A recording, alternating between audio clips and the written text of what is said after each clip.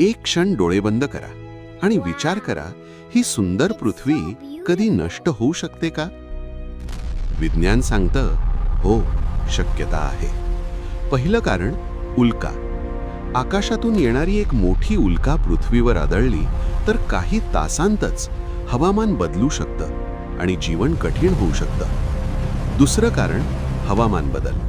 जास्त उष्णता, हिमनग वितळणे, पूर, दुष्काळ हे सगळं निसर्गाचं नाही तर माणसाचं चूक आहे. तिसरं कारण, अणुयुद्ध. एका बटणावर संपूर्ण शहर नष्ट होऊ शकतं.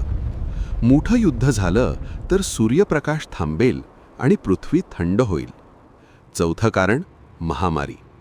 एक लहानसा विषाणू संपूर्ण जग थांबवू शकतो, हे आपण पाहिलंच आहे. आणि शेवटी सूर्य. कोट्यावधी वर्षांनंतर सूर्य खूप मोठा होईल आणि पृथ्वी जळून जाईल.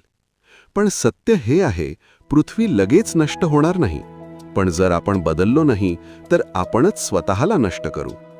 पृथ्वी आपलं घर आहे आणि घर वाचवणं ही आपली जबाबदारी आहे.